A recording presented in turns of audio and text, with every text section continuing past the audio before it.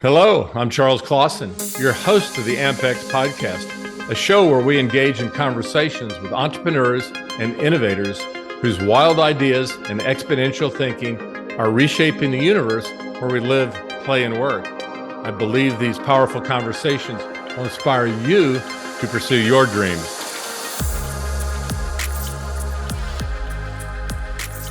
Hello, I'm Charles Clausen, host of the AMPx Podcast, a show where we explore innovation and wild ideas from people who are reshaping the universe where we live, work, and play. Today, we're very excited to have Paul Kalina. Foremost, Paul's a clown, an innovator in theater.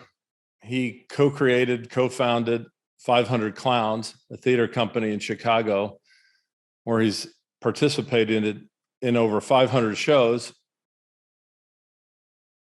around the country, including Macbeth, Frankenstein, A Christmas Story, and The Elephant. Paul's also the head of theater and movement at the University of Iowa. Good morning, Paul. Morning. Well, I think we should start out with the early days and what got you inspired to get into acting, theater, becoming a clown, and kind of how you got to where you are today. Survival. I just kind of found my way. Honestly, I wasn't one of those kids who was like, this is what I want to do. This is what I'm going to do. I just kind of fell into theater. I grew up in a large Catholic family. So there's 6 kids. I was number 5. So we had to fight for attention. So I think, and my grandfather was extremely animated storyteller. And I think I just, through having to fight for attention, kind of found my way to being kind of a clown. I was kind of a portly kid. So I was bullied later on, and I found it was easier for me to fall down the stairs than to get pushed down the stairs or take my own head into the locker than have someone put my head into the locker. So I just started doing antics in that and make people laugh as really kind of a survival. And then I just fell into theater in junior high. I did my first play and I was like, oh, I kind of like this. And I stayed with it through high school. And then it came time to go to college. And I was like, well, what am I going to do? I don't know what I want to do for the rest of my life. Because back in the 80s, you needed to know what you were going to do the rest of your life. But when you went to college, and I was like, I don't know, what's the thing I do? Well, I do theater. So I ended up, luckily, not knowing anything or where to look. I fell into Illinois State. And at that time, what we called the Triumvirate, which were 3 teachers who all were teachers for the Steppenwolf Theater Company. A lot of the founders for Steppenwolf, a lot of movie actors at that time had come through that program. And so I just, luckily, fell into a place where, the training was quite good. And then I just stayed with it. Over time, theater was really kind of the thing. I was also, I came from a very dysfunctional family. And I also had suffered some pretty big trauma when I was a kid. So theater kind of, in an unknown to me, became sort of this refuge, this place where I could play, where I could explore. But I also started to have me face myself. In actor training, right, it's living truthfully through imaginary circumstances. But if you're not being honest with yourself, if you've created this illusion, an image of self, and you try to play from that place on stage, it's not going to be successful. It's you look at it and you go, whew, that person's acting a lot. Right. And so that was the beginning of kind of the self-exploration and really looking at what made me who I am. Who am I and who the heck am I? And so through that, I started that journey and started to unpack all of that stuff. And through, I after that, I went to Idaho for a while, worked in the children's theater, toured the entire West, loved it, ended up back in Chicago, was acting for a while. And I was working with people on stage who are amazing. They were really talented actors. And I was looking at them going, wow, they're so good. And I can feel and hear it inside, but something's keeping me from getting there. What is it? I don't know. You know what? I think I'm going to go back to school. I'm going to go study physical theater because I did this mask show, this commedia show when I was in Idaho. It was really successful. I had a blast doing it. So I'm going to go study commedia dell'arte, maybe go live in Italy. That was my question. So I went out to Dell'Arte International School of Physical Theater in Blue Lake, California, up in the Redwoods. Studied up there. And that's where I found clown. And I did not want to study clown. I didn't want anything to do with clown. I asked, can I leave for the 5 weeks that clown is happening? I'll go to San Francisco and hang out. They're like, no. And to my great surprise, it was the form I fell in love with. It was the form that actually brought me to what I was looking for, which was the ultimate truth. Because clown in its essence, for my belief, I mean, there are many clowns that have their belief in what clown is, but in the end, it's really kind of taken us back to that time when we were children, before we were self-conscious in the world, before we realized we're being judged, looked at, thought cute, funny, clumsy, whatever. It's that time when we do the things where you watch the child and they pick up the knife and you're like, yeah, the clown does that all the time. The clown walks off, to the edge of the cliff. We see it in Bugs Bunny, right? Bugs Bunny walks off the cliff, or, the coyote runs off the cliff and looks both ways and goes, yikes, he falls, but the roadrunner keeps going on. That's the world of clown. And, but it requires you to be totally honest and brutally honest, to be quite honest. I mean, to be honest, the first time I finally had my breakthrough, I was out for 40 minutes floundering and dying. And my teacher was just from the sides going, no, you're a liar. Why you come out here and lie to us? Go away, come back in. 40 minutes of that until finally I had a breakthrough.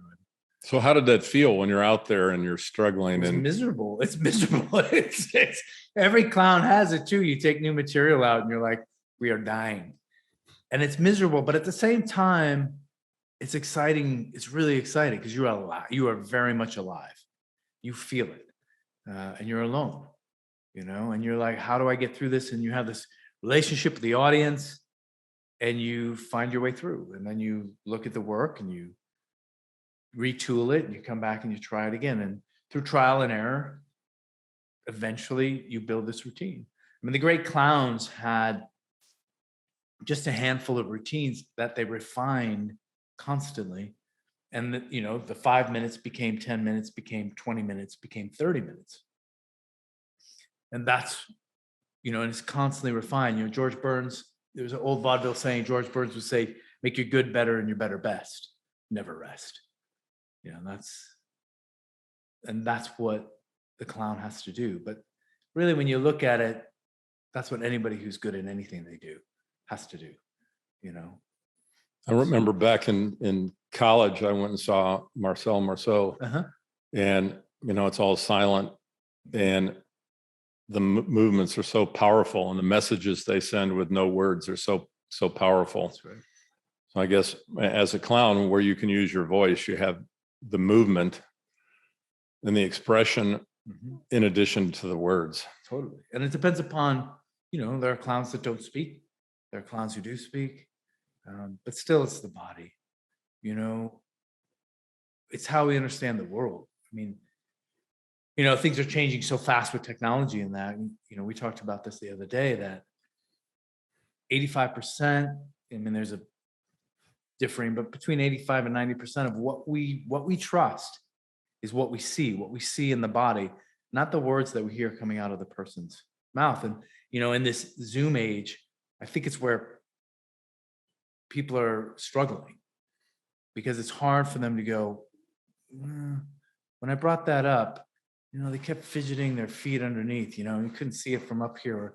Right. It's just changing how we're having to process the world in some capacity.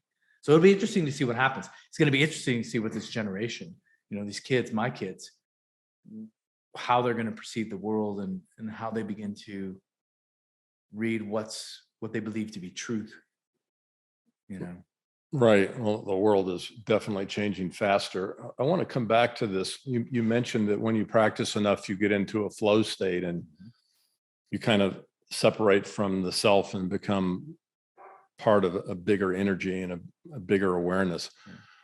When you improvise and you just go out on stage and that probably takes a different level of standing back to get into that state.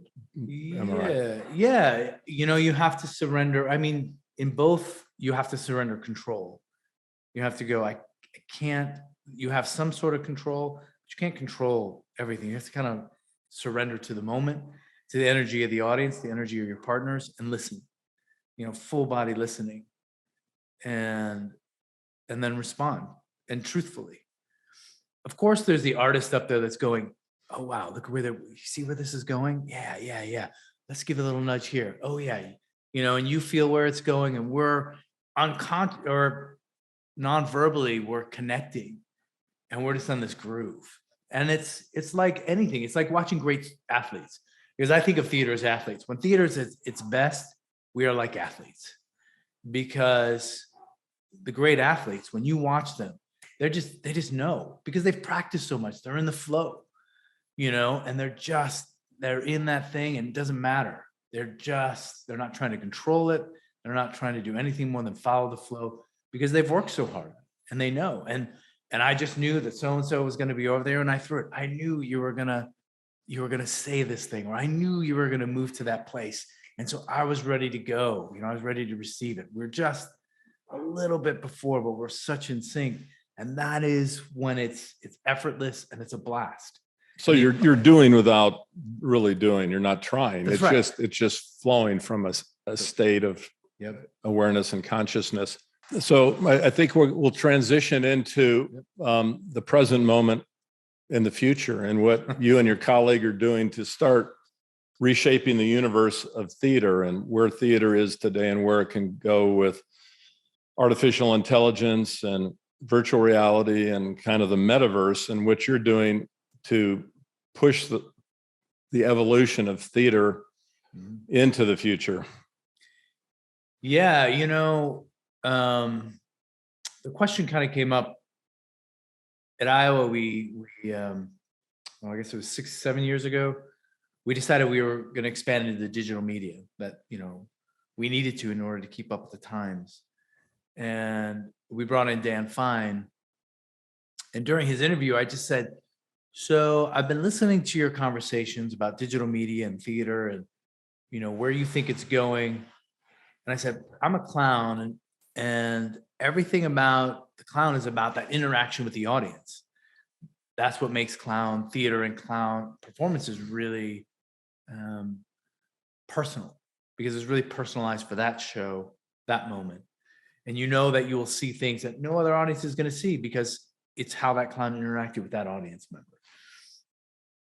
And I said, so how does this branch out to community? How does, you know, if the clown is one of the arbiters of creating community, then how does that happen in this digital world where the clown needs that contact?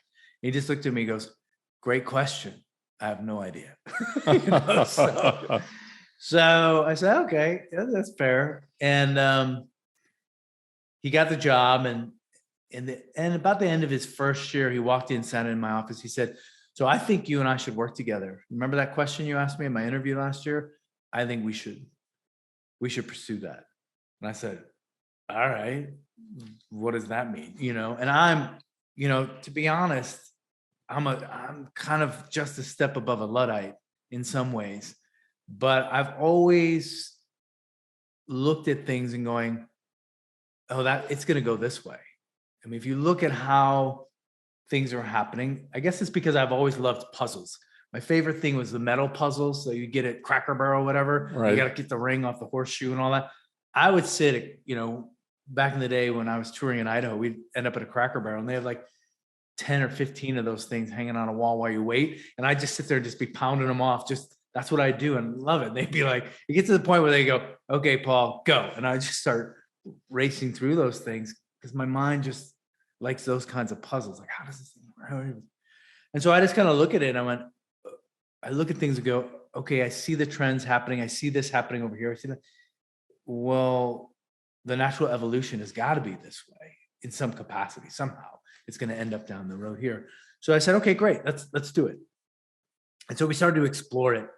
And in 2017, we kind of brought together a team, some of them graduate students, some people from outside in the professional world. And we started to explore this. Most of it was green screen, motion capture. And most of it, for the first iteration, it was really classical clown for the first half. And then the clown ends up in this, the idea was that ends up kind of in this iPad, right? And so we had this scrim that's called a hologauze, which you can project onto, and it's three-dimensional. It looks three-dimensional when you project on it. And so that was in front of me because it's almost translucent, transparent. And behind me was a rear projection screen. So I was in this kind of box. And so you had projection in front of me, projection behind me. So it looked like I was in this world, right? And it was okay. It was kind of classic clown. It was kind of Buster Keaton's, a weaker version of Buster Keaton's, silent movie bit where he steps into the screen. And we kind of got done with that. We presented it at Prague, and the basic feedback was, man, the old classic clown stuff in the book was great. The stuff where you got into the digital stuff, that was, and I was like, okay, so we're trying to make the digital fit the clown. All right, we got to let this go. We got to scrap this. This has to go in a different. So we threw it all out and we started over again. We brought in a playwright who's really amazing, Lee Maxwell. We brought in other technical people to start taking our different software, different technologies, and expanding those. And then we started to make a real story. So it's clown, but it's more theatrical clown. So it really started to base around this idea of like, okay, so let's take a look at all these tech gurus. What do we love about them and what makes us crazy about them? What drives us nuts? The personalities. So we started to explore the personalities, the egos of the Elon Musks and the Steve Jobs. And we were the Elizabeth, who is the blood? Elizabeth, she's the one who went to, and did the trial. She had the blood machine. What was it? Elizabeth? I can't think. I'm of no help here. Yeah, I'm trying to remember that. Anyways, it was just really fascinating looking at these personalities. And so we're like, okay, let's take a look at those. The main character is going to be one of these, but he's going to be the outlier. He's going to be the one that didn't really make it into Silicon Valley. He's the one who couldn't really get the venture capitalists. He's going to be the one who was thinking so out there that everybody's like, you're a nutball and stay, let's just, no, we're not going to take our risks on you. And so we're like, great. So what does he create? Well, we're like, okay, so he creates this avatar, this world. Well, what is it about all of these tech gurus that when they start out, it seems like they start out with, we are going to save mankind. It's for the benefit and the good of mankind, which if you look through history, all technology has been to make life better and easier. But somewhere it starts to get twisted, or somewhere power starts to corrupt. We're like, okay, so let's play with this. Where is this going to go down the road? And so we created this guy. We started, okay, so he creates an avatar. Okay, yeah, boy, okay. He's going to create the Uverse, this place that you will create an avatar that is AI driven, that you load what we call your distinct essence, gets uploaded into the computer, and it starts to evolve. And you can shape it so that you can create the ideal you. So for all those people who were struggling like I was when I was younger, looking in the mirror and going, I'm somebody else, but I'm not this thing that I've created out here. I got to do some real work because I'm not being honest. You can be that thing that you feel you are inside and make this happen in this universe, right? The U-verse, we call it. Well, we started to develop this. We started to develop the script. And we are really growing this thing, right? So that as you build your YU, and it goes into the U-verse, the YU-verse, you know, you can go build any world, you can be anywhere. All right, but how does he create, how does he get the money for this? How does he build the technology? Because we're like, okay, well, we could have, well, it'd be through venture capitalists, but the venture capitalists, we've decided to turn their backs on it. Right. And so all right, so he's going to find his own way to make his own money. He's going to raise his own capital. All right, so we said, okay, so this is going to be one of the acts. So the act that we have right now, that we did a first presentation of last year, we invited a bunch of friends and that who we trust, they give us decent feedback. They were invited. And so we divided it into two ways. So I'm in a green screen room. So everything gets kind of filtered through Unreal Engine. And Epic Games gave us a $25,000 grant to help us start building our work. So we use Unreal to kind of create some of the worlds. We use Snapchat for my avatar, and that gets manipulated by another computer, by someone in San Francisco. We have, we're using a couple of other technologies. So basically we're going back and forth between the creator and the avatar, and I'm playing both of these right now. And the creator decided to hold an event, you know, Percival, like the knight, you know, King Arthur's knight. Percival holds this event for funders, invites them in, and we have it divided into two. So you can join the audience in the masses, which I can't see. But I was like, if I'm going to be in Clown, I'm not going to just be here performing for a television monitor. That's no fun to me. It's like, how, again, the question is, how do we create community? How am I in interaction? So right now we have 6 people who are investors that I can speak with, talk to, and everybody's kind of watching me work with them. So those are the audience members. Are they avatars or they just right now themselves? They're real. That's the future. We're like, okay, great. So when they finish the game, how do we give them their avatars? So now they go from being the everyday person that we see, and then in their same square, we see their avatar pop up with them, right? So so we're trying to work those bugs out, right? So that's the future of this piece. And that eventually we'll see the U-verse and these, you know, avatars and that, and we start to see what's happening there. Well, all this started to develop, and then Zuckerberg announces the metaverse, and we're like, hey, do we start suing now, or how does that work? You know, we're like, wait a minute. But it just goes to show, right? We were talking about flow and connection, right? And that I know what you're going to do because we're connecting and working on a wavelength that is not, it's a different sense. We call it the sixth sense or whatever, but it is a different sense that we have. But that happens across miles and continents. We're connected and plugged into the U-verse, right?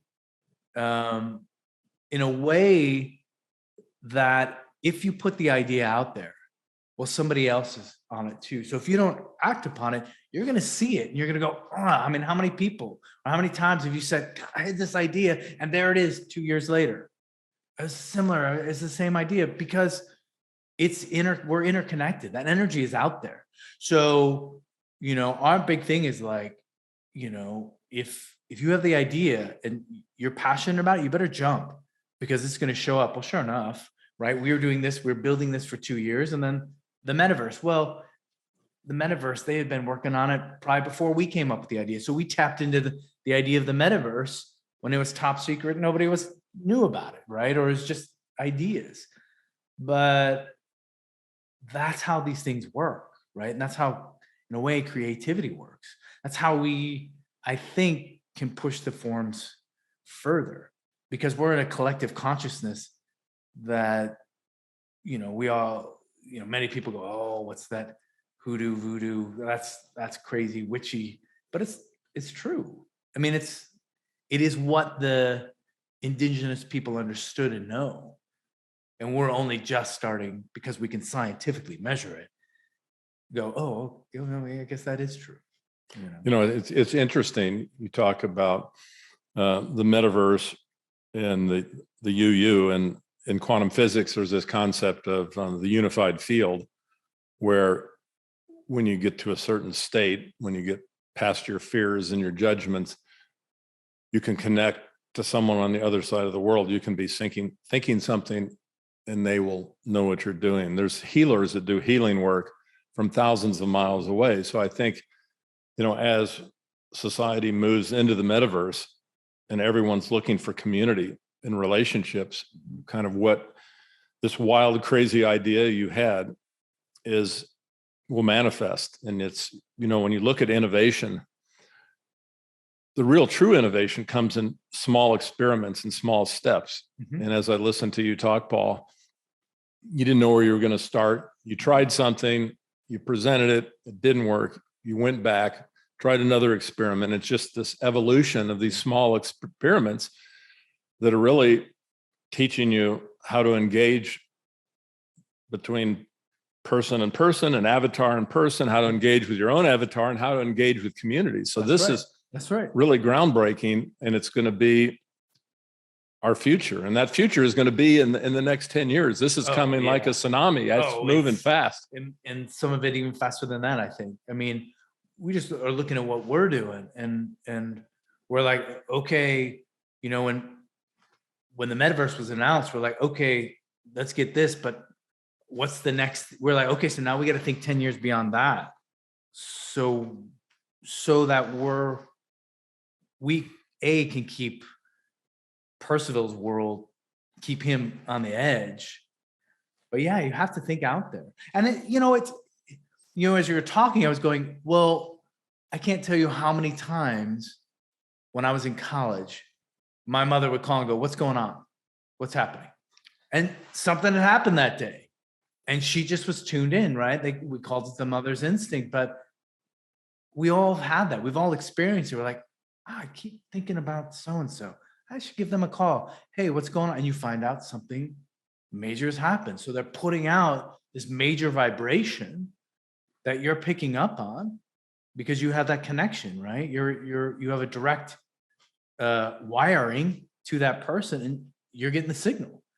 And I think the more we become conscious about that this is a real thing, and we start listening to that, then I think, we're going to, in some ways, by going so far forward with technology, we're going to return back to more of our natural self, the natural instinct, to follow that gut instinct, to know that that's a truth. There are truths in here, and we need to listen to those.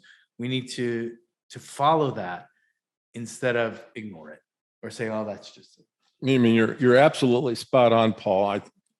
With the speed of exponential change and everything that's coming so fast, people are going to start getting overwhelmed, and there's so much information, and you almost have to get out of your mind and your ego and get into your subconscious, which it can process so much more information and be attuned to your gut feeling. But as you have to be quiet, right? You have to slow down, which is interesting, right? That technology is moving at, they're trying to push it to, the fastest speed that it can go, that processors can go. But in order for us to exist in that, we as humans are going to have to slow and quiet our machines so that subconscious can be processing at that speed, right? It's the, in a weird way, right? It's that law, Newton's law of like, for every action, there's an equal and opposite reaction. Well, if we're going that fast this way, then we got to slow down as quickly this way. so that we can find that dynamic, that what we call in my Alexander work, tensile strength, right? So that you're balanced in body work, you're balanced in the front and the back. The front and back bands are balanced in their tension, so that one's not pulling the other one off balance and creating issues within the body, in the function of the machine. So it's interesting as you speak, I'm like, oh yeah, maybe that's why we're looking to slow down so that we can exist in this, my gosh, the amount of information that's happening and being processed and thrown at us, and now from every aspect of life. Exactly. So if you think of slowing down to speed up, this thought comes to mind that you slow down so you can get on this tsunami that's coming through at warp speed, and you can be on your surfboard, and you're in the flow, you're in the state, and you're riding the wave, and you can keep up with this rapid change. I mean, the change, when you look at the meta trends and what's going to happen in this decade, there's going to be a trillion sensors in our economy, with computing speed doubling every year and a half. There's going to be 7 billion people with cell phones that are more powerful than supercomputers were 10 years ago, that are engaged. And there's, with all these sensors and, artificial intelligence helping humans make more decisions and control everything in your life. In the room that we're sitting in, we've got sensors and systems that control the temperature. You can dial in on your cell phone from across the world and turn your air conditioner on or off. That's right. You can turn your Sonos system on. I mean, everything with autonomous vehicles and droids. And, some people might get overwhelmed by all this crazy change. Yeah. But if you can become aware, and a major purpose of this show is to stimulate people's curiosity to learn more about this convergence of all these meta trends that are here today and are going to change every aspect of our life, and be aware of it so you can start figuring out how to find time to reflect, to meditate, to slow down, and just let things process so you can keep up with it. So, that's find your surfboard, right? You got to find ride the wave that you can ride the wave. As you're talking, I'm like, I think this is the thing, because we can't comprehend it all or deal with it all. I mean, we're just not built for that, right? So you have to quiet down to go, okay, so what do I want to deal with? What do I want to pursue? What are the paths I want to go on? What is important to me? What isn't? So you can sort through that, because you try to take it all in and try to do it all, your mind will blow up. I mean, I sit in our production meetings, and all of the brains, because I call them the brains, I'm just the one who falls down and flips over the chair and does all of that.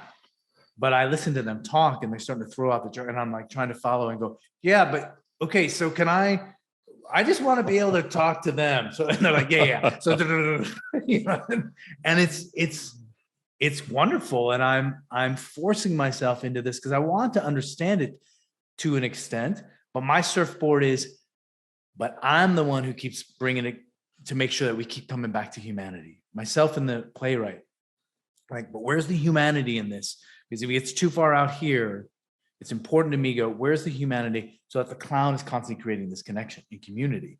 And where does that go? Boy, I don't know. I think you and I were talking about the AR glasses. Perhaps one day it's going to go that way, that you'll be in your living room and you'll throw on these glasses and suddenly you'll be in the theater. You'll pay your admission and you're in the theater, and you look to yourself and there's going to be somebody from, another country next to you, and somebody over here, and you can maybe speak to them. And there's a translator, so you can speak your native tongue, and yet you'll understand what they say. We'll be looking at each other and having these dialogues with people who are not like us, and then sitting in the theater, because the thing that live performances do, and this is proven by science, is that we sync up our biorhythms. So when you're in theater, our heart rates sync up.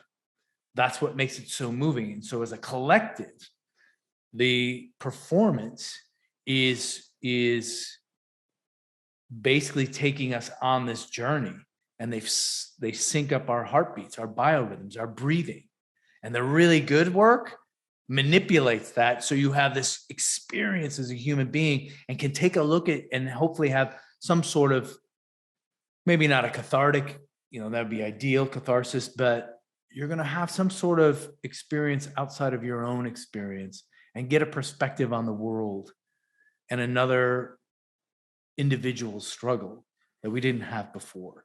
And so if we can take with technology and suddenly sync up, what would it be like if, 10,000 people tuned into the theater that night, and we're in a theater, and maybe we don't see all 10,000 people, maybe we just see 700, but you just don't know. The computer randomly puts them all together.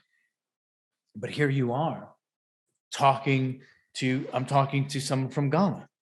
I'm talking to somebody from Saudi Arabia. I'm talking to somebody from Ukraine and Russia, or Russia and Ukraine are talking to you, right? We're having conversations, and we start to learn about, well, what do you see? And then all of a sudden our hearts start to sync up and our biorhythms sync up because we're watching this piece. And what changes could possibly happen in the world if the technology takes us there, right? That's where things could really just, change the world. Well, I think that's a great point. Theater gives audiences and the actors the ability to let go of yourself, become one with a larger consciousness, a universal consciousness or awareness. And I think that's going to be critical in the future with the metaverse and humanity as a whole, being able to engage with compassion and kindness. I was in a community meeting with Peter Diamandis yesterday. He has a group called Abundance 360, and we get together periodically. And they were talking about glasses that will come out that will actually tell you, from facial recognition and looking at the eyes and looking at the movement and what the people you're engaging with, what they're feeling and kind of what the reality is, and whether they're coming from a place of truth or they're coming from a place of ego and delusion. Wow. So, artificial intelligence and technology are going to give us so much more information, and they're going to help us evolve as humans. But I think, part of riding the wave and slowing down is learning how to surrender and almost become a witness to yourself. Because if you can become a witness to yourself, and watch yourself, but watch the community you're engaging in, you sync to a higher wavelength and a higher awareness, and so much more is possible. And it's very exciting, but it's awesome what you're doing in theater, but you're evolving through all these small, innovative experiences steps, right? to figure it out. But I think the world is going to be trying to figure out what you're figuring out in theater. I think, here we are doing this, but I know, Actors Theater of Louisville, last year they announced, they're like, we're going all digital. The pandemic sped up this evolution. Theater, was slow to embrace certain technologies. Because we were purists, there's some of that old, and there are aspects of the theater that are important, really important. It's as old as humanity, right? As old as the being sitting around the fire and telling the stories of the hunt, right? And that it evolved and, went through the Greeks and, communities and civilizations grew and evolved and stayed together and could exist because of these stories and the passing on of the story and the telling, and connected us. So that's an important aspect of who we are as human beings. but it's always evolved. We're no longer sitting around the campfire or the fire. We're no longer sitting in the giant amphitheaters with these great big masks and megaphones, and everybody showing up midday to watch the theater. It's evolved and changed as technology. Electricity came about, and instead of candles, we had electric lights. And suddenly the ability to change those dimmers and create different effects.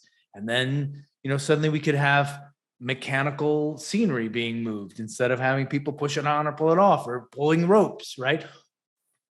It's always been there. And theater, there was this old saying, well, theater's dying. No, it's not. It's just evolving. The theater, is dying because it's like human beings, the last generation, we're different than the last generation. I'm different than my father's generation. My father's 94 now.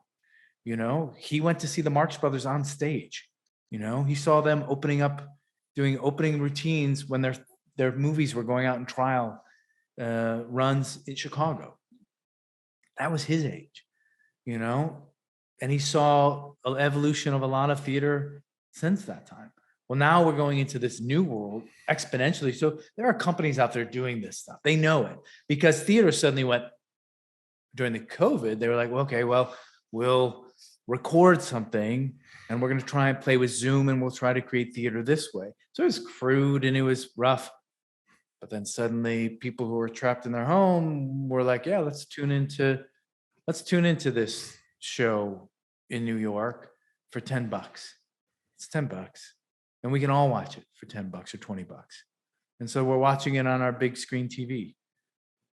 And suddenly theaters were thinking, well, we'll cobble some money, but some theaters were doing better than they were doing before the pandemic because they could have 2,000 people tune in for a night for $10. Well, that brought in a lot more money than having 200 or 300 people come in and pay 80, 90, $100. Absolutely. I mean, it changes the whole dynamic when you can present your theater and your movement and your acting and your stories to millions of people around the world. You mentioned something that I want to circle back to. You mentioned indigenous people and their stories. And I had the opportunity to go to the Amazon rainforest and fly in and spend some time with indigenous people in the jungle. Wonderful. And actually got to interview a shaman through an interpreter. So he was speaking in Portuguese. So I got about an hour and a half interview, but it was sad in some respects because the Brazilian government had come in with generators and they have these long homes that are 120 feet long, 40 feet tall. They're a wooden frame with these straw grasses over them. And there's 2 or 3 generations in there. And they're not wearing much clothes and they're, they're grinding food and making things. And then they have these 60-inch TV screens with soap operas going on. So you've got the younger generation that's tuning in and they're losing their indigenous languages and they're learning Portuguese and they're watching soap operas and dramas on Brazilian TV in the middle of nowhere. So they're trying to strip them of their stories and their identity so they become one with society. And I think that's a huge, huge risk of the metaverse and where we're going with digital technologies is we don't want to lose our personal identities, our family stories, our family histories, and the histories of our society and our culture. And, with all the wild polarization in politics and all this craziness. And the world is a crazy place, but we have to find a way to the compassion and the kindness and the understanding, and also the ability to preserve our stories for the future. Because if everyone loses their stories, then what are we? Exactly. Yeah, I agree totally. And that's the dark side of it, right? It's part of what we're looking at in our show as well is, well, what's the dark side to this technology? Percival starts out because he wants to change the world. He wants to give people like himself who have this idea, the chance to create whatever they want to create a world that is egalitarian, that is just, and for people to create that existence, and not be hindered by money, physical ability, anything. And in our show, because it's a theatrical show, it goes awry in the end. The AI gets really smart and the AI takes over. The AI takes over so much because so many people bought into the metaverse or the Uverse, right? That the AI knows everything, including about the politicians, the judges, everybody who is in the power position. Suddenly the AI is the ultimate power and they don't know how to unplug it, right? And so this is where personal. So we're not quite sure. This is the full-length show. It's 4 acts right now. We're finishing up this act and we're going to show it this November at a conference in Las Vegas that's all about technology, theatrical technology, So LDI is what it's called. And we're going to present it there, see what people think in that. And then we're going to build the other 3 acts. But it's something, it's like anything, the light and the dark, they must exist in order for the other one to exist. They have to coexist. So I think you have to look at both. And to go into darkness is not a bad thing, right? We say, oh, the dark side, right? I'm a Star Wars geek. I love it. When I teach my acting, I'm like, everything you need to know about acting, you can learn from the original trilogy. It's all right there. And so they all, my students, they all, their joke is like, yes, let's go talk to Yoda. I was like, I only wish I was, but there is truth in that because that's all based, Lucas brought in Joseph Campbell for a reason. The reason why those original trilogy is so strong is because Campbell was there in Lucas's ear going, this is this myth. This is that myth. This is, look at this, look at that, read this, read that. And so you have this light and the dark and they're both important. Yet it gets out of balance, right? If you lean into the darkness too much, it's going to pull you, it will abuse others. But if you're into the light and you refuse to accept that there's darkness, then you're not connected to the existence either. The thing about Luke is that oddly enough, here's Yoda over here and Ben, they don't believe that Luke's going to be able to do this. They don't see that you have to have a balance of the two inside of you. And the greatest journey is truly Luke's journey, who goes, there's still good in him. I know that that's there. And they go, it's not possible. And here is the son, which we were talking about, that mother-child connection. Well, here's the son-father connection saying, it's at the heart, that thing that connects us is still existing. It's hardwired. That machinery didn't get rid of it. And so he gets to it. And sure enough, in the end, he reconnects with the father, and the father and he exist. So he finds that balance. So the struggle, I think, for us, the struggle for the tech gurus, and I find it interesting that we call them gurus, because I always tell my students, I said, don't look for a guru, look for a mentor. Because the guru wants you to believe that they have all the answers. They know everything. It's only them. And without them, you can't function. That's a power dynamic. That blind faith can take you into a bad place that is hard to get out of. That's exactly right. And so I'm like, look for the mentor. So I think what we're looking for, or what we have to be in search of as all these different forms push on, are the mentors, not the gurus, not the ones who egos get so big that they think they are it. They are the future. They are everything, right? it's got to be the ones who are pushing forward, but are looking for that balance, right? And keeping humble. And that's the clown's job. Getting back to clown, right? How does the clown exist? Well, the clown's importance in those indigenous cultures was to keep everybody humble and the balance within the community. If one person began to think that they were more than the collective whole, it was the clown's job to go in and clown them and in front of everybody, to bring them back, to humble them and bring them back in line so that the community could be healthy.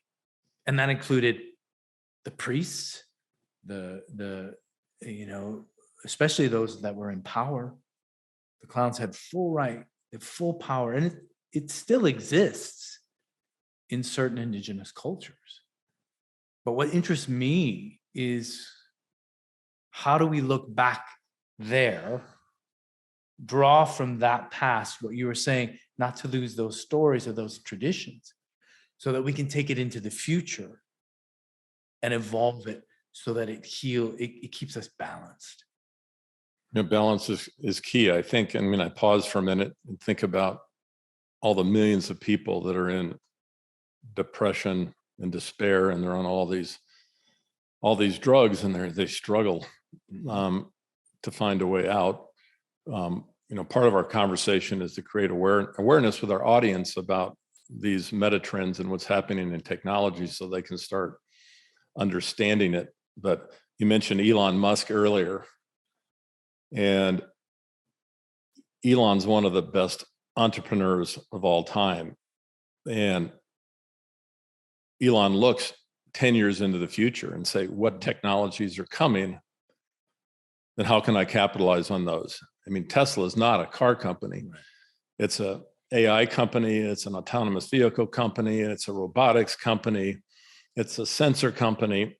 So he took all these major trends and he's bringing it together to solve lots of exponential problems. He's Right. looking at how you colonize space. But the clown in me is like, and he needs a dose of a clown. Well, as you were talking, I wonder who's Elon's clown, because obviously he has conviction in his vision for the future, and he has a very strong ego, and he's almost lost it all many times, and he comes back stronger each time. And so who is Elon's clown? Who helps him maintain the balance? But one of the things we were talking about the other day is balance in the universe. Forget the Earth. Think about the universe. That's right. And humans are just one species in a vast universe. And how the universe is reshaping, and how individuals can understand where it's going, and it's going so fast. Yeah. So we're riding this surfboard, and how do you not only cope, but how do you thrive? And there is so much abundance. I mean, today it's easier than ever being an entrepreneur. Capital's there, technology's there. It's just much cheaper to start a new business. And most of the great companies around today were started in depressions, recessions, when there's bad economic times and people get laid off. And then they come up with these wild, crazy ideas. Yeah. And I had the privilege of listening to Google's, the guy that runs their innovation company. And he said at Google, unless it's a crazy, crazy, wild idea, we're not interested in it. And you mentioned this early, that if you're thinking about it, someone else is thinking about it. But at Google, it has to be so far out there that we don't have 2 or 3 competitors that are ahead of us on it. That's right. And how do we get started? That's right. And it's interesting listening to them talk. They'll start doing experiments and they'll start moving it down the way, and a technology may get put on the shelf. But 5 years later, a new technology comes to light, which actually enables them to take something on the shelf to the next step. So that's right. Innovation is about creativity, and it's about adaptability, and it's the human species. There's plenty of abundance for everyone, and we have to change our culture and our society and think about how we impact 1 billion people and how we make life a better place. But, the clown mindset is interesting. And, how do we bring a clown into a boardroom? I mean, corporate patriarchal boards Right. that are so conservative. Right. I mean, they need to start doing some wild thinking, because if they stick with their business model, they won't be around for too long. But Right. then how do you bring in not only a clown to find humility, but also to challenge their thinking and, what's possible? It's going to be the people who are in those positions that see something, or someone comes across them that they go, oh, that. And when that takes off, for instance, when I was in Chicago, one of the other jobs I had when I had my theater companies is I was the supervisor of the clown doctor program at the University of Chicago Children's Hospital. Now it's Comer's Children's Hospital. But so we were professional clowns who went in acting as clown doctors, and we had full range in the hospital. We went everywhere. We were in post-op, pre-op, we were in hemoc oncology. And of course, it's about clowning for the children, right? We all go, oh, sick children, clown, let's bring joy. Yes.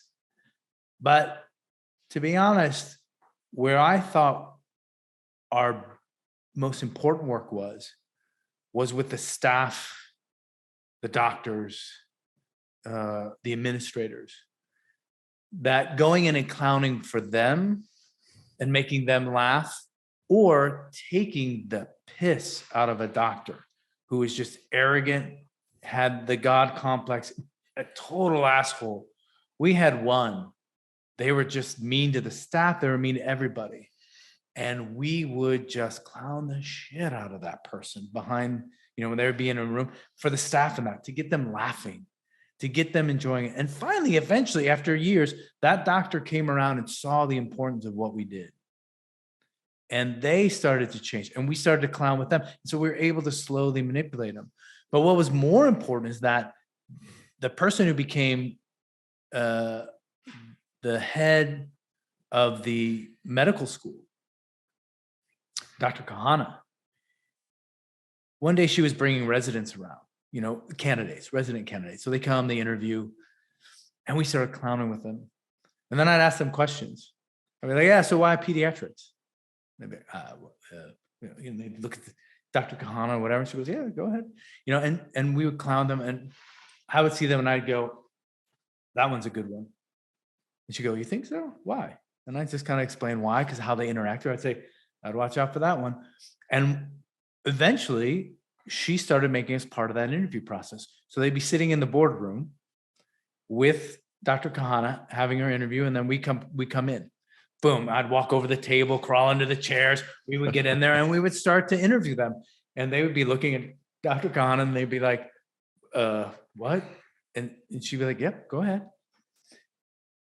And it was through that interaction that she could really start to see who they really were.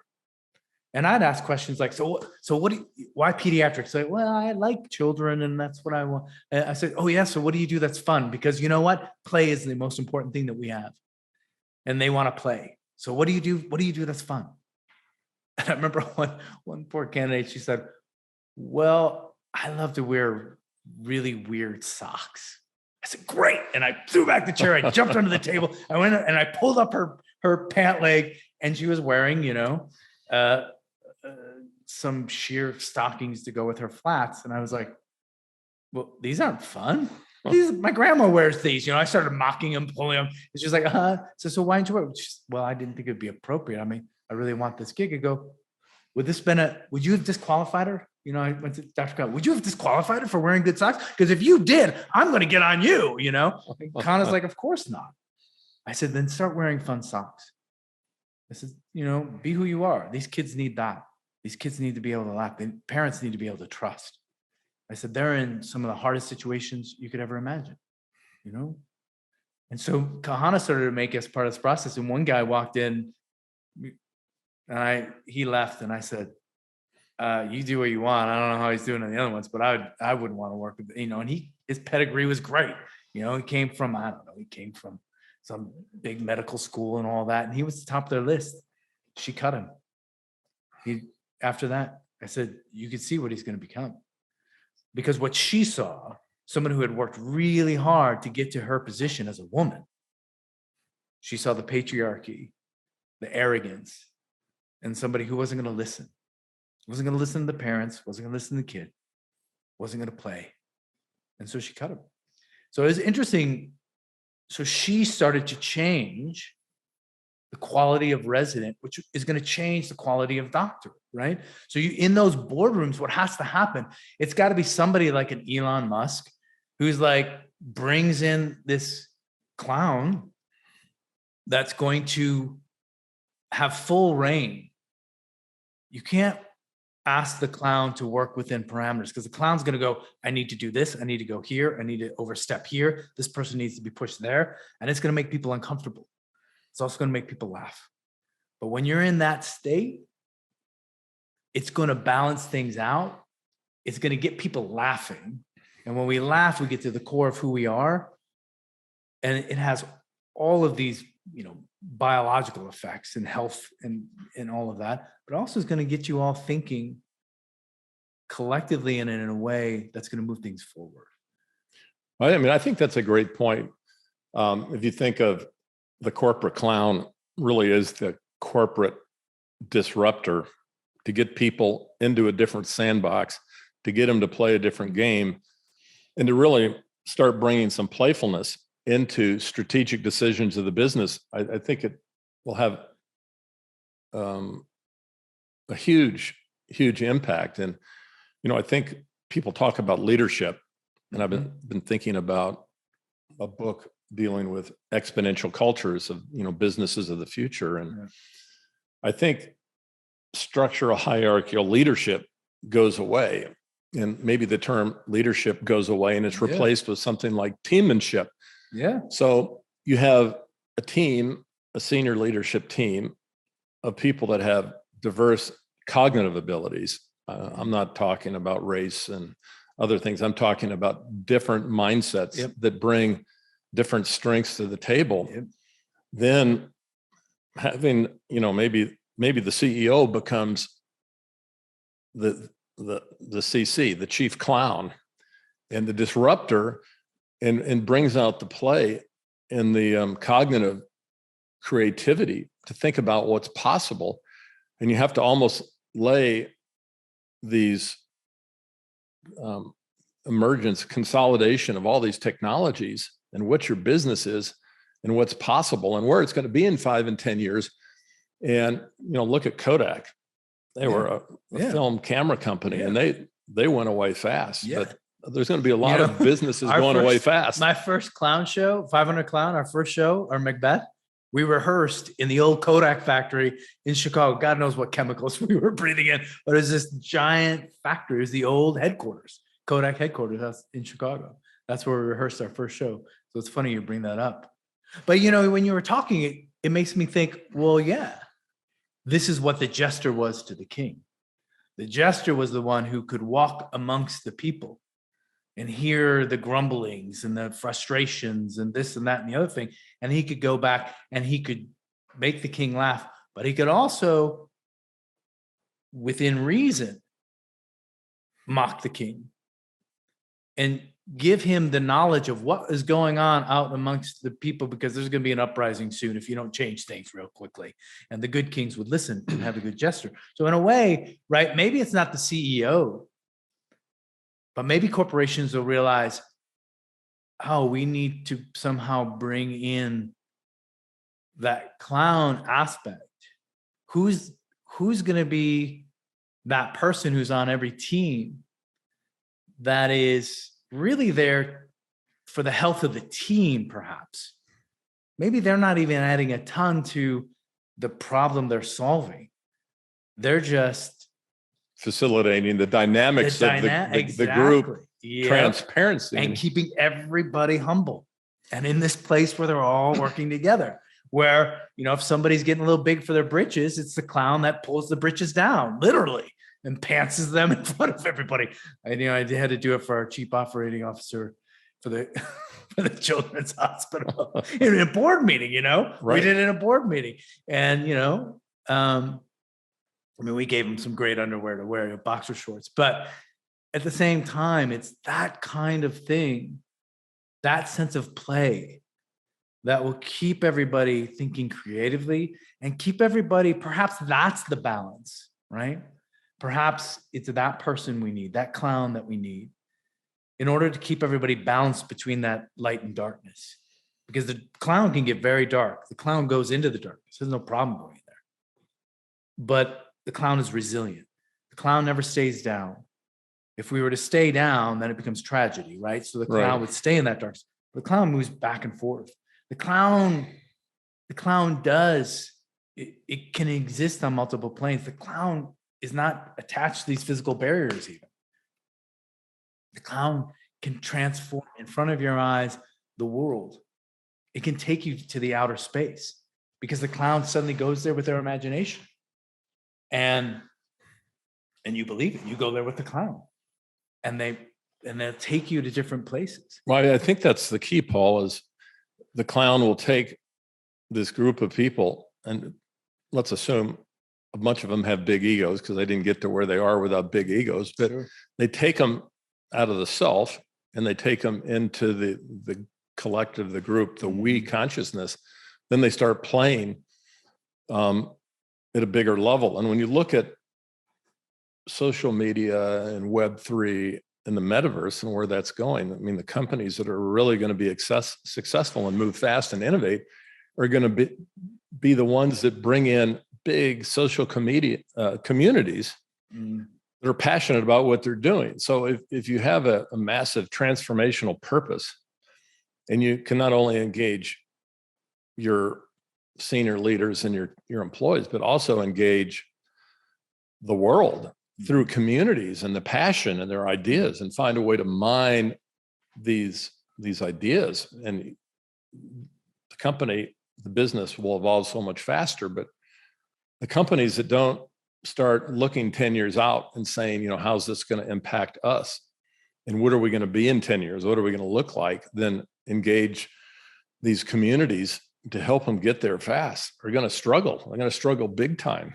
So, the clown helps redefine what's possible, and, this igniting this imagination. And I think the metaverse is going to be a great playground for the creatives of the world. It's just going to give them a place to play and create and solve these massive problems. I mean, there's so many of them, but they all can be solved with technology. And so when you think about your theater, and 5 years ago you talked about going digital, where do you see what you know now? Where do you see it in 5 to 10 years? I mean, what's the new wild, crazy idea? For us, our goal is to have the full length play, and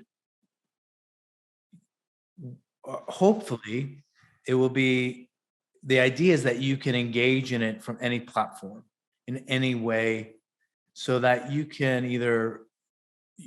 there is the possibility for you to come and see it live and in person. But if you're live and in person, there's also going to be a huge digital aspect of it. So you'll need your phone, you'll need other technology as well with you in the theater at that time, because aspects of it you'll have to see through that, as well as being in person. But you can also tune in online. You can tap in anywhere in the piece is the idea for us right now. I think as AR evolves and grows, that will be an aspect of it. This idea of even perhaps being able to have these glasses and be perhaps live in the theater with everybody else, that's kind of where I think it will go. It just depends upon how quickly theater wants to embrace it. But there are going to be people who are pushing it. They're pushing the boundaries and pushing the speed of it, because economics also drive, to have real estate is expensive, so, okay, we have live performances. I think that's important. And I think that will always be around. I hope they'll always be around. How they evolve, we'll see. But to be able to expand where anybody can tune in from anywhere, let's go to the theater tonight. Oh, let's go see the show on Broadway tonight. My gosh. I mean, to think about what's possible with the way they're coming with voice translations, you could be doing a show in 12 different languages, and you could be going out to sub-Saharan Africa and India and places around the world. That's right. And deliver this humor and this comedy in their language. Or drama or tragedy or whatever it is. Yeah. And they can deliver to us, right? So, I mean, think of that. Like, wow.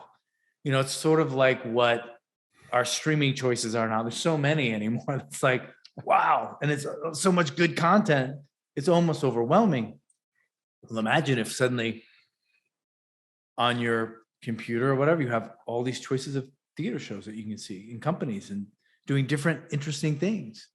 Wow. What is that to be able to go, for me to be able to tune in and see, a theater company that's, in the Ivory Coast doing something, or over in, the Czech Republic or wherever, that's amazing. What that could do for us. And hopefully share our stories instead of lose our stories, right?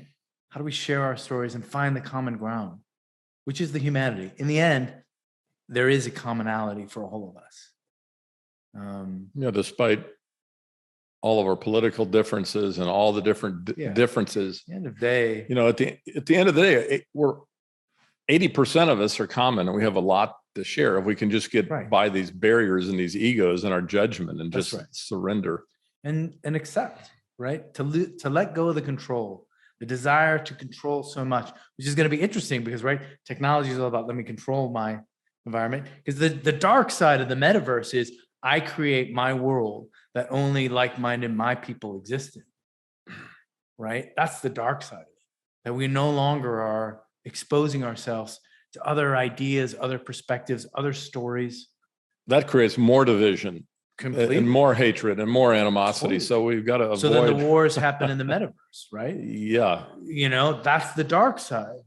And that is something that's very, right now there are people that are in it, probably like, wars in the metaverse. I'm like, well, absolutely, there will be wars in the metaverse. You're going to have to look at that. Because again, there is the dark side of everything. There's the light and the dark. So with the positive, but if you're not looking at what it could be, and not going, how do we bring that to light, shine the light on that possibility, and how do we keep a consciousness instead of turning a blind eye? Because we constantly turn a blind eye. Every time we turn a blind eye, something bad happens, right? Somebody takes advantage of it. Oh, that couldn't possibly happen, or that's not. This interesting, the balance between the light and the dark. We talked earlier about being able to heal people that are 1,000 miles away or connect to people 1,000 miles away. Well, that engaging in dark activities in this quantum field is also out there. So I think people need to learn how to find their own balance, but they also need to learn how to hold their light so when the darkness comes, it doesn't get into their body, into their hearts and their souls and impact them in negative ways. So learning how to maintain the light in the balance in life. One of the things that we've talked about is, everyone wants to control and how the metaverse is controlled. And, it's interesting. I was at a TED Talk in New York City, and a gentleman named Brock Pierce was talking about Gov 3.0. He was talking about the future where nation states and sovereigns and dictators aren't necessarily ruling, that the masses through blockchain are making policy decisions and other things outside of country barriers. And when, I said, wow. And I went and talked to him afterwards. And, it's so fascinating to think about it. Before then, I hadn't even thought, what happens with, blockchains and digital transparency where you maintain the truth and the authenticity. Yeah. And, how political parties and other things may become irrelevant as, policy and other things are done through people voting through, these blockchains and other technologies. But, we talked about control in society, control of information, control of the metaverse. As a parent of 3 beautiful children, how do you bring the clown play dynamic into your family, and how does that play out? And as parents, you need to set boundaries for children. But how do you use your unique skill set in raising 3 wonderful kids? Yeah, well, I haven't always been successful. But it's where I think Fanny and I succeed is a willingness to accept a few things. When we don't succeed, when we fail, because the clown fails a lot and then gets back up. A lot of the humor is based on failure for clown. But when we fail as a parent, we deal with the situation the wrong way. We, overstep. We try to control. I think where Fan and I have succeeded is we go in immediately and talk to our child about that moment and take responsibility for where we were wrong, because we don't do it perfectly. And even though, yes, we make the rules, we have to create a structure that is safe and that exists within our gives them the tools that they will need to go off and have a healthy life. When things get rough or things get hard, there's listening. But I think what we try to do, and I'm trying to do more of it, I wasn't so successful in the beginning, but I'm trying to do more of it now, is to bring it back to laughter, to find the humor in this really awful situation at some point. It might not be at that moment because they're not going to accept it, but sometimes I do. Sometimes I'll start to clown it, and now they start to do it back to me, and I have to laugh because they are humbling me. When I'm getting my power dynamics getting a little out of whack, they'll start, my middle one, Levi, he's really good at it. Oh my, too good at it, really. And I'll just be like, and I the first day I get angry, and then I have to laugh, and it humbles me, and I go, okay, point taken. However, back to the original moment here, and then we can deal with it and process it. So I think I bring that to them. It's like, how do we keep it so we're actually communicating on that, on what's going on, and is this a me issue? Am I getting bent out of shape because it's my shit, to be honest?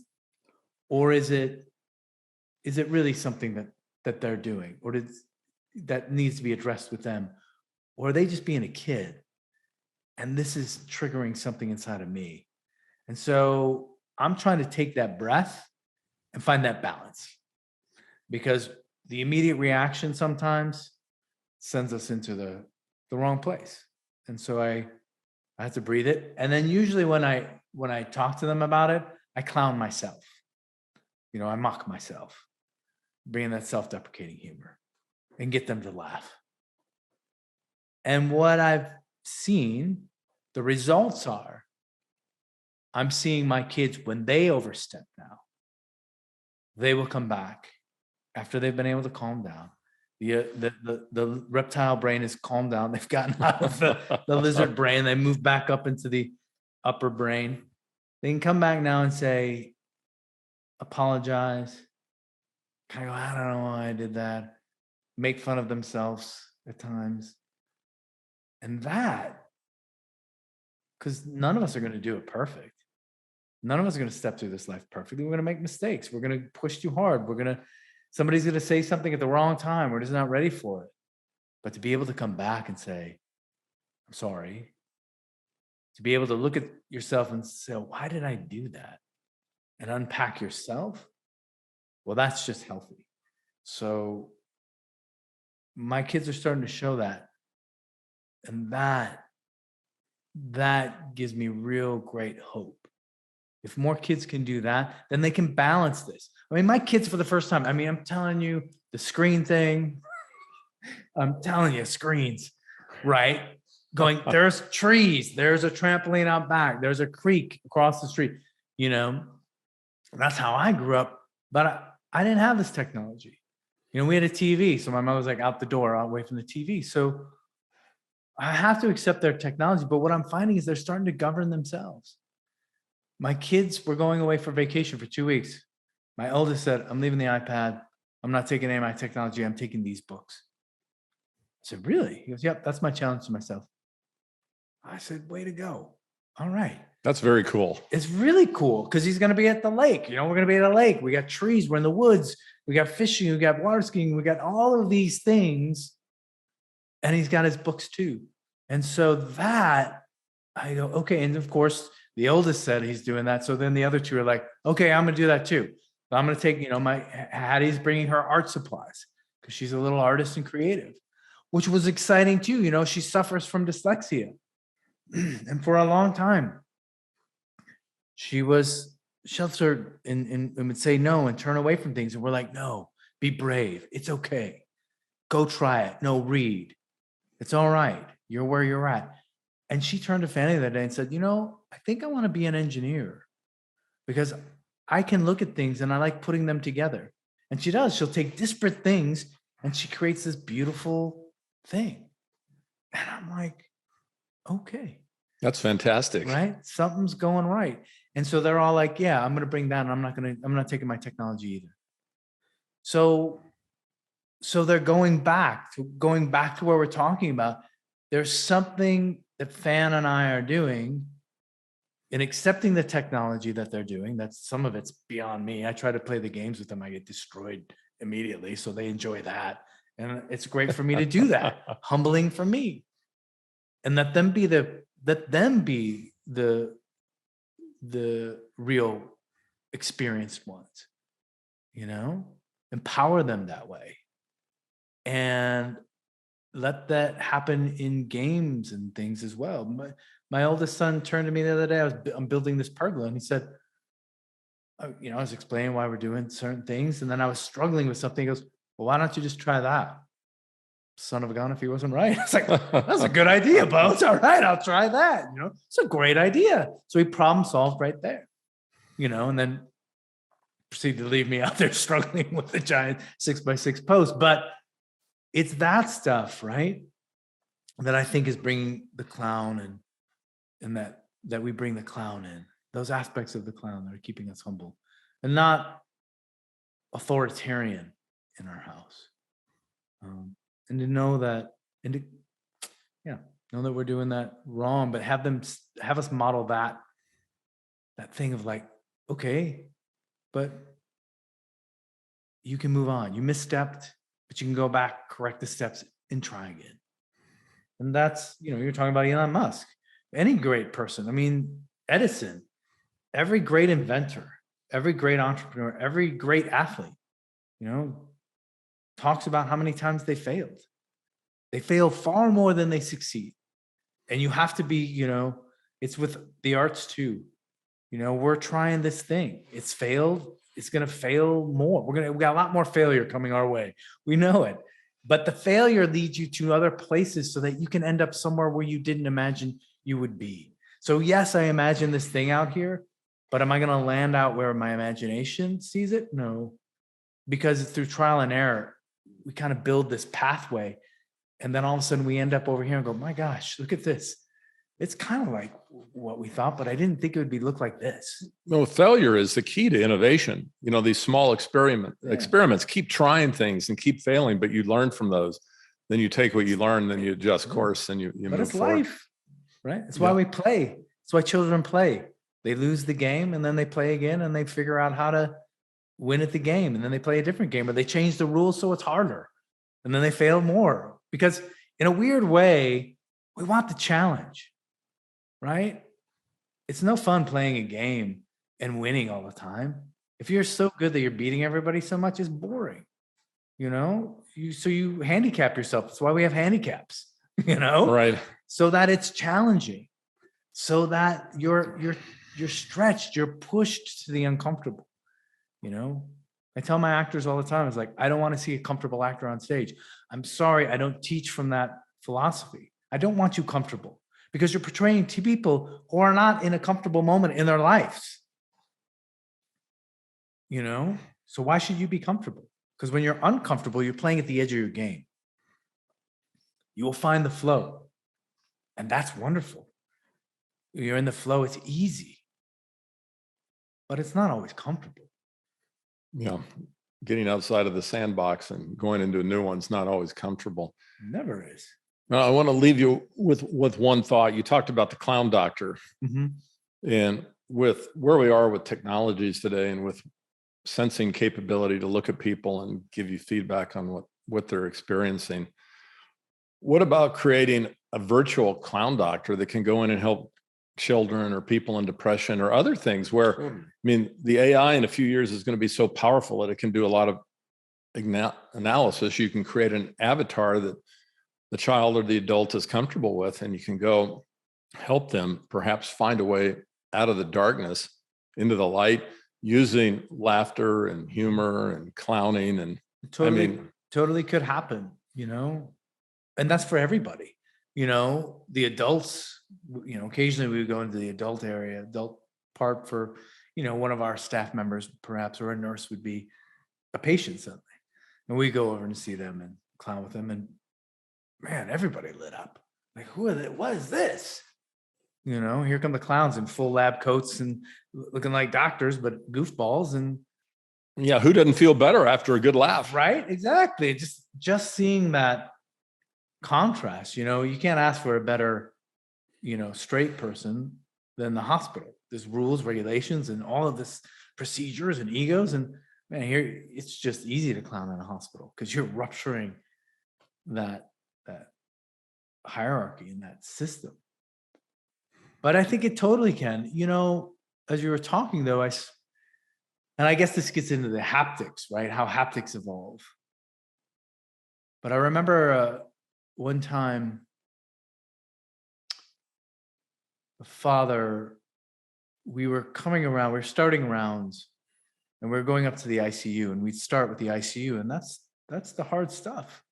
You see children, babies with their chests open and machines in there, and you see kids fighting for their lives, and parents just have no control, beside themselves. But I remember us coming out. We were just about to enter ICU, and there was a father who was looking out the window and gripping the railing. White knuckling the railing, trying to just hold himself together. And we saw him, and he looked at us, and he's like, I don't have any control. I don't know what to do. I can't help. I don't know if I can save. He didn't know what to do. And my friend went up, and my partner and friend, and Dan put a hand on his heart and a hand on his back. And he took a deep breath in and went, and he compressed that. Mm-hmm. And the man he collapsed and started crying, and we held him for about 10 minutes while he wept uncontrollably, because his son was fighting for his life. But it was that touch. It was that ability to see and read the body language and see in his eyes, this man needs touch, but he needs to breathe. Mm-hmm. He needs to let this go and move through him. And I see it as clear as a day. And this is 17 years ago, probably about now. But I can see it. It's clear. I see the sunlight coming through the windows.